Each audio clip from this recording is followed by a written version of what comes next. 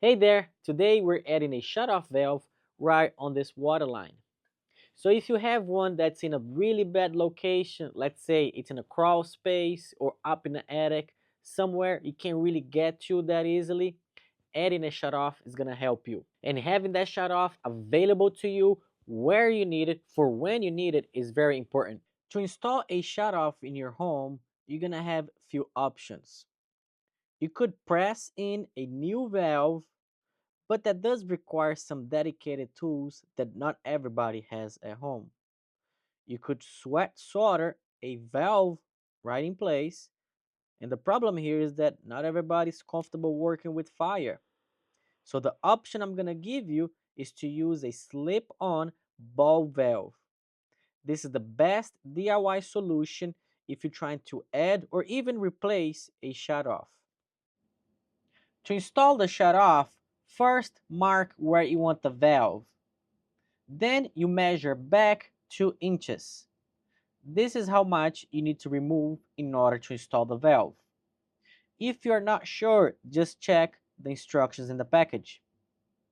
There's a handful of ways to cut a copper pipe. My preferred one is to use the auto cutter. Make sure it's sized for the pipe you are cutting. In my case, 3/4 of an inch. You put the auto cutter around the copper pipe and close it. Then on the side, you're gonna see an arrow. Start rotating the auto cutter in the direction of the arrow. This will automatically squeeze the pipe and cut it as you rotate. And now you do the same thing for the other side, removing the 2 inches of pipe. One trick that I learned is that if you don't have enough space to grab the auto cutter, you can always use a channel lock to help rotate. Now the next part is very important, is where most people get it wrong. You want to make sure you do this the right way. However, as you follow along in the video and you want to see where I get the parts and tools, check the description below. If you're watching this on your TV, there's a QR code for you right here that will take you to a list of everything used today. The first thing you gotta do is to sand the copper pipe. These type of fittings needs the same type of preparation as you would for soldering. Do not use just any type of sandpaper or sand block. Make sure to use a steel wool or emery cloth. Whenever doing these, I like to sand back a couple inches on each side.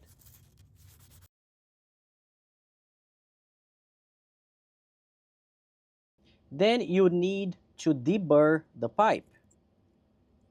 The deburring means removing the sharp edges that's inside of the pipe. You can do this with the deburring tool, which is a pretty inexpensive tool. If you do not have a deburring tool, you can deburr the inside with the utility knife. Just make sure to take your time and that in the end there are no sharp edges inside of the pipe.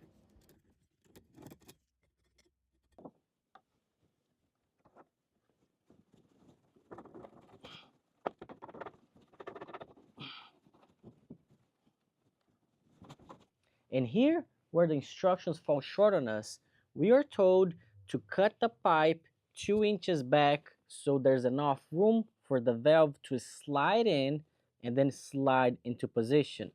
However, that's not sufficient here. I need at least another ½ inch to 3/4 of an inch to clear this pipe so I can slide back into place.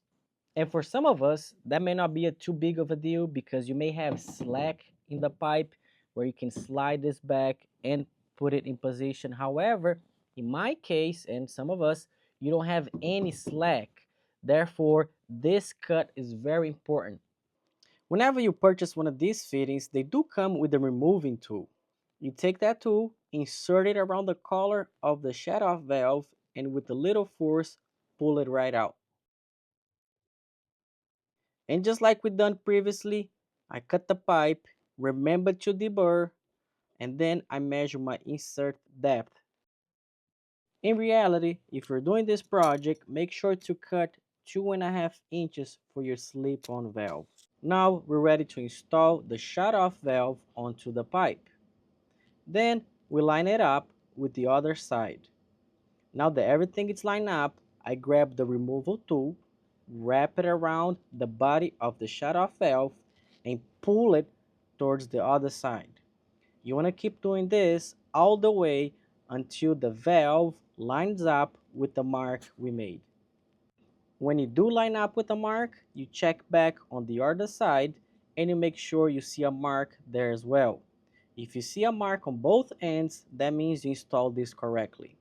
There's not much to installing one of these if you know the basics and you do it the right way.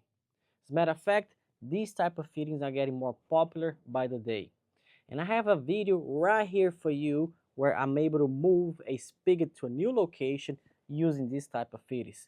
Check that out. I hope you learned something in this video and I'll see you in the next one. Thank you for watching.